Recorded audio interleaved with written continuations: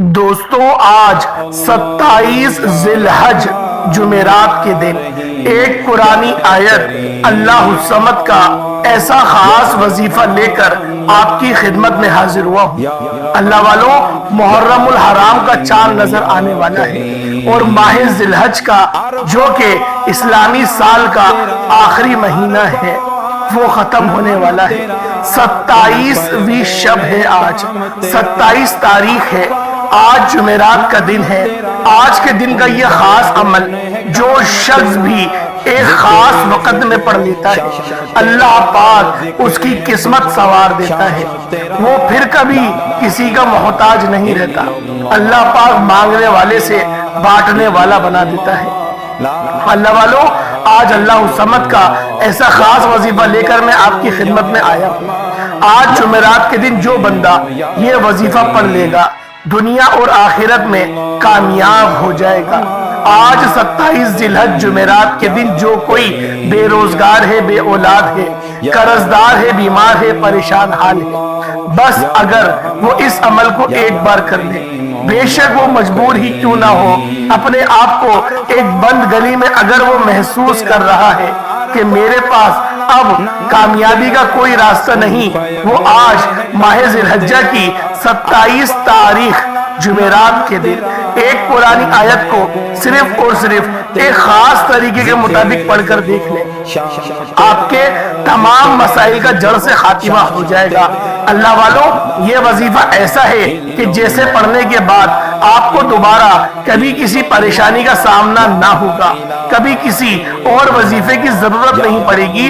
یعنی کہ اگر آپ اپنے مسائل کا جڑ سے خاتمہ کرنا چاہتے ہیں، اگر آپ کسی بیماری میں مبتلا ہے، بیماری جان لیوا ہو چکی ہے، رب کی طرف سے شفا نہیں مل رہی، تو یہ وظیفہ پڑھتے ہی انشاءاللہ بیماری کا نام و نشان ختم ہو جائے گا، آپ کے ریشے ریشے سے بیماری نکل جائے گی۔ اگر آپ میں سے کوئی بے روزگار بیٹھا ہوا ہے، رزق ہونے کا نام نہیں لے رہا، ذرہ برابر بھی رزق نہیں ہے، گھر میں فاقے ہیں، تنگ دستیاں ہیں، ایک وقت کا کھاتے ہیں، دوسرے وقت کا سوچنا پڑتا ہے، تو آج ماہ ذی الحج کی 27 تاریخ جمعرات کا دن جو کوئی بے روزگار بیٹا ہے، نوکری کی وجہ سے، کاروبار کی وجہ سے دکان پر گاہک نہیں آتے، آپ کا اناج بک نہیں رہا، اس وظیفے کو پڑھیں، پھر دیکھیں دکان پر گاہکوں کا رش لگ جائے گا،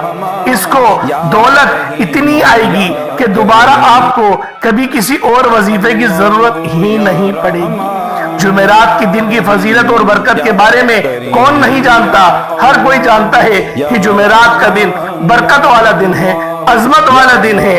اس دن ہر انسان کوئی نہ کوئی غیر معمولی صدقہ بھی کرتا ہی رہتا ہے اللہ پاک کو راضی کرنے کے لیے۔ اس لیے اس عمل میں بھی آپ نے چھوٹا موٹا صدقہ ضرور کرنا ہے۔ بے شک 10 روپے یا 20 روپے کی ٹافیاں خرید کر ہی بانٹ دیں، لیکن بانٹیے گا ضرور، بچوں میں تقسیم کر دیجئے گا۔ اللہ پاک کو یہ ادا بھی بہت پسند ہے کہ نابالغ بچے جو اللہ پاک کے جنت کے پھول ہوتے ہیں، ان پھولوں کے اندر اگر آپ ان کو خوش کریں تو اللہ پاک بھی خوش ہو جاتا ہے۔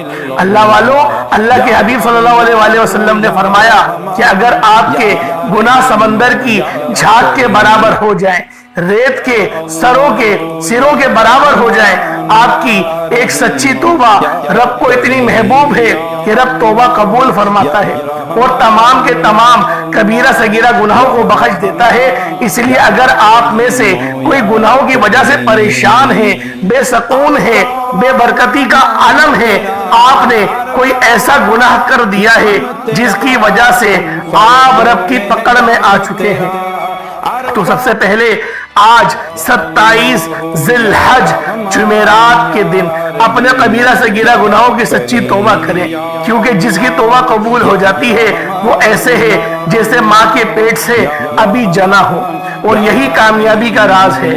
اللہ والوں پر، پیغمبروں پر، رسولوں پر जब कभी कोई आजमाइश आती, जब कभी कोई मुश्किल वक्त आता, जब कभी कोई रुकावट या बंदों की तौबा करते कि मौला जाने इनके ना अनजाने में कोई ऐसी गलती कोताही गुनाह हो चुका है जिसकी पकड़ में वो आ चुके हैं कि मेरी तौबा कबूल फरमा लीजिएगा। तौबा के बाद बंदा जिस तरफ कदम बढ़ाता है कामयाबियां मुकद्दर हो जाती हैं। जिस चीज में हाथ डालता है वो सोना हो जाती है। वो जो कई सालों से ना मिल सका, आज 27 जिलहज जुमेरात के दिन सच्ची तौबा करने के बाद इय्याका नअबुदु व इय्याका नस्तईन इस कुरानी आयत को बताए गए तरीके से पढ़ते साथ ही मिल जाएगा। रब्बे करीम ने कुरान मजीद का आगाज सूरतुल फातिहा से किया। इस आयत का लफ्जी मायने क्या है? इय्याका नअबुदु व इय्याका नस्तईन। इसका मतलब है ए मेरे मालिक व मौला, हम तेरी ही इबादत करते हैं और तुझ ही से मदद मांगते हैं। जब कोई बंदा इस फानी दुनिया में, इस गुनाहगार दुनिया में, इस बिगड़ी हुई लाचार दुनिया में, इस वक्त में परेशानी में जाली पीरों फकीरों के पास जाने से पहले, दर बदर की ठोकरें खाने से पहले, लोगों के सामने हाथ फैलाने से पहले यानी कि रब से मदद तलब करता है, रब्बे करीम से दरख्वास्त करता है कि मौला करीम मैं तेरी इबादत करता हूँ और तुझ ही से मदद मांगता हूँ। अल्लाह पाक फरमाते हैं, फरिश्तों ये कौन है जो इस गुनाहगार फानी दुनिया में इस कुरानी आयत को पढ़कर मुझसे मांग रहा है? फरिश्ते बंदे का नाम पेश करते हैं। रब फरमाता है, फरिश्तों मैं इस बंदे से राजी हूँ, ये क्या मांगता है इसकी हर हाजत को पूरा फरमा दिया जाए। फरिश्ते कौन से? फरिश्ते अल्लाह की फौज है। अल्लाह ने फरिश्ते की ड्यूटी लगाई है कि मैंने मांगने वालों को यानी कि मेरी मोहब्बत की जो महबूब की उम्मत है, जब कभी कोई हाजत किसी परेशानी के लिए फरिश्ते मदद करते हैं, अल्लाह के हुक्म से करते हैं। और आज जो बंदा जुमेरात के दिन इस कुरानी आयत का वजीफा पढ़ेगा, बहुत से आमाल पढ़ते होंगे, लेकिन आपने एक बार ये वजीफा मेरे बताए गए तरीके से पढ़ना है। इय्याका नअबुदु व इय्याका नस्तईन यानी ए मेरे मालिक व मौला, हम तेरी इबादत करते हैं और तुझ ही से मदद मांगते हैं। जब आप इस कुरानी आयत को पढ़ेंगे, गैब से फरिश्ते रिस्क और दौलत, कामयाबियां खजाने गैब से लेकर आ जाएंगे। आपके रास्ते में कोई रुकावट है, कोई बंदिश है, पहाड़ भी खड़े हैं तो पहाड़ भी रास्ता देने पर मजबूर हो जाएंगे। जुमेरात का दिन मांगने वालों का दिन है, खजाने लूटने का दिन है।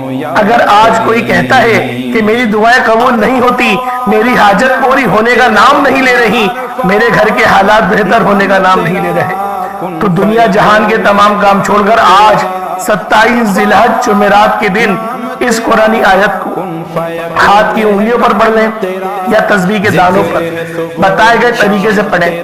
अल्लाह वाले फरमाते हैं, इस कुरानी आयत को 27 जिलहज जुमेरात के दिन पढ़ने वाला मुस्तजाबुद दावत हो जाता है, यानी अल्लाह दीन का चिराग हाथ लग जाता है। आप रब्बे करीम से जो कुछ मांगते चले जाते हैं, रब की जात खजाने गैब से अता कर देती है। आप ये वजीफा चाहे तो जुमेरात के दिन नमाज फजर के बाद पढ़ लें, नमाज ज़ोहर के बाद पढ़ लें, असर के बाद पढ़ लें, मगरिब इशा किसी भी वक्त पढ़ सकते हैं।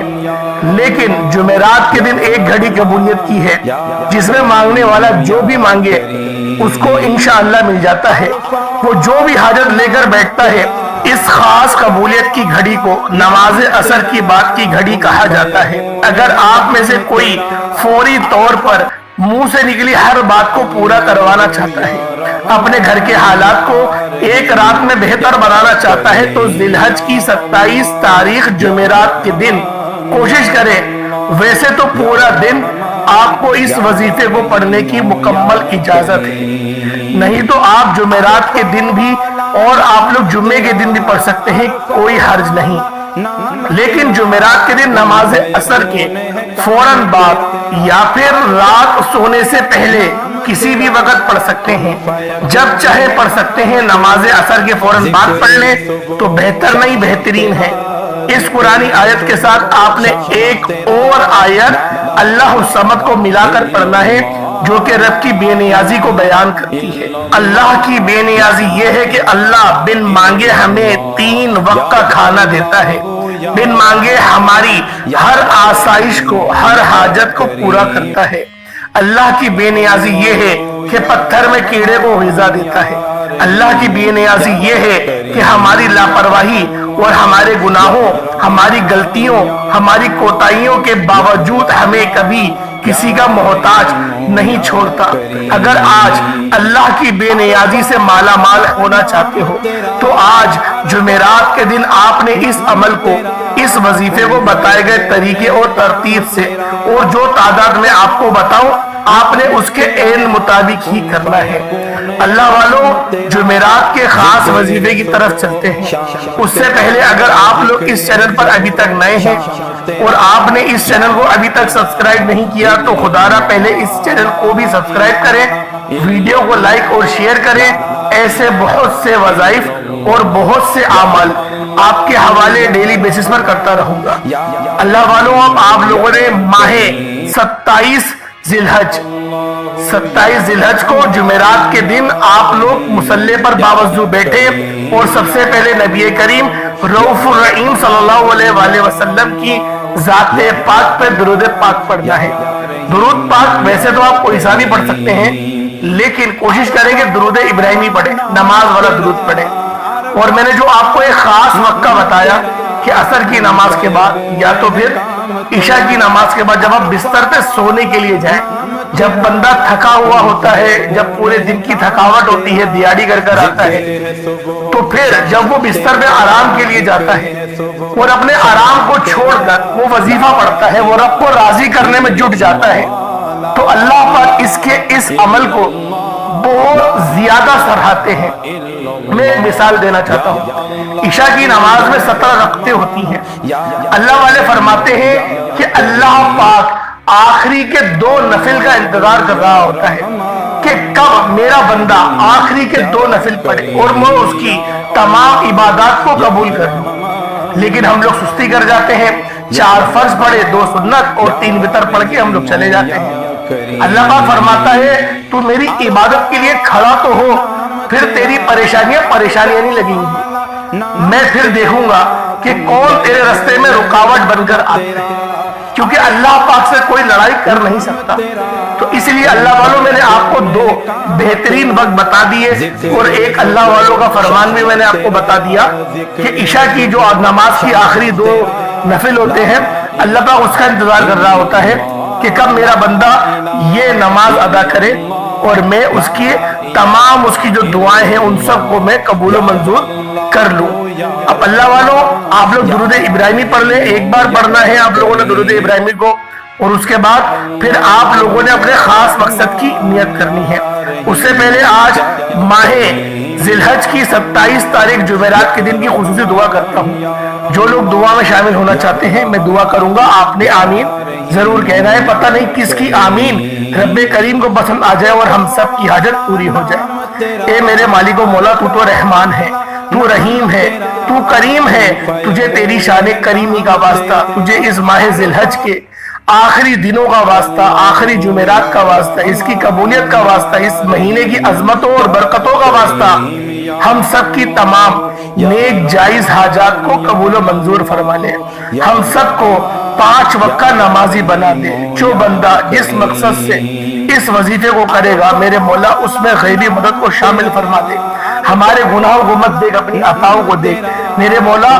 تو میرے حبیب نے ہی فرمایا کہ مانگو اللہ سے اتنا کہ اللہ پاک سے مانگ مانگ کر تم لوگ خود تھک جاؤ، رب دے دے کر نہیں تھکے گا۔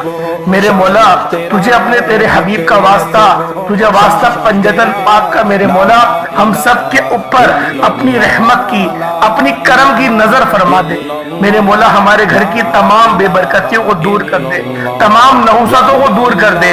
ہم پر اگر کوئی جادو جنات کے اثرات ہیں میرے مولا اس کو جلا دے، اس کو زائل کر دے۔ جو میرے بہن بھائی ابھی اس دعا میں شامل ہیں ان میں سے کوئی بیمار ہے، ان کے رشتہ داروں میں سے کوئی بیمار ہے، سب کو صحت کاملہ عطا فرما۔ میرے مولا جو بے اولاد ہیں ان کو اولاد نرینہ عطا فرما، جن کی اولاد ہے اور وہ نافرمان ہے میرے مولا ان کو فرما بردار بنا دے۔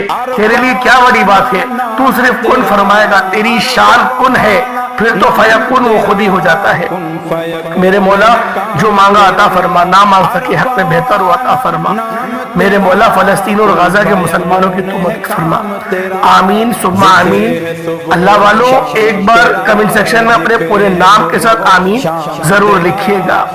اب آپ لوگوں نے اللہ والوں ایک بار حصول برکت اور ثواب کی نیت سے میرے ساتھ بھی درود پاک آپ لوگ پڑھ لیں۔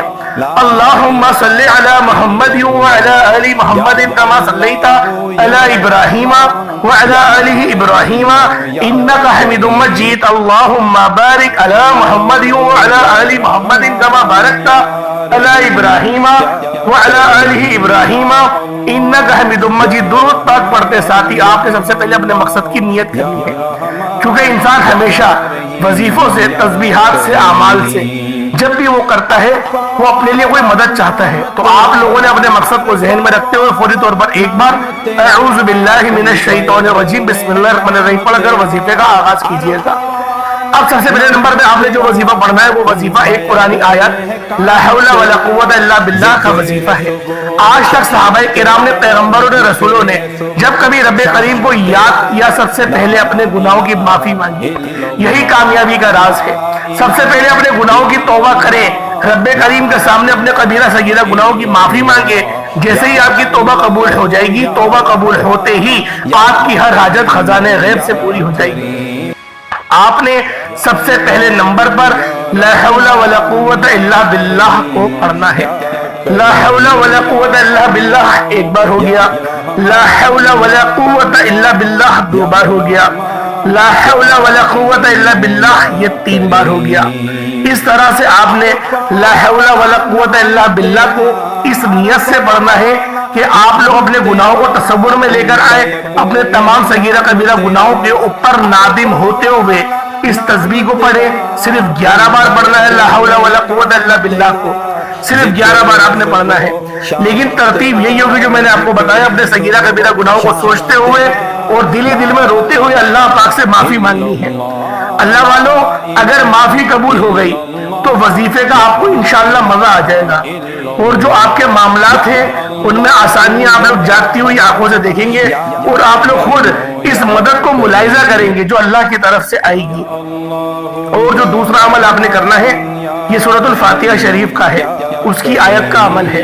اللہ والوں پہلے جب آپ لوگ لا حول ولا قوت الا باللہ کو کر لے، یعنی اللہ پاک سے اپنے صغیرہ کبیرہ گناہوں کو معاف کروا لیا، اب اپنی قسمت کو لکھوانا ہے، اب اپنے معاملات میں آسانی کروانی ہے، تو اللہ والوں اس کے لیے آج ہم لوگ دوسرے نمبر پہ جو عمل کریں گے، یعنی کہ انعامات حاصل کرنے کے لیے جو ہم لوگ عمل کریں گے وہ ایاک نعبد و ایاک نستعین کا ہے۔ ہم نے ایاک نعبد و ایاک نستعین یہ پڑھنا ہے، یہ قرآنی آیت ہے۔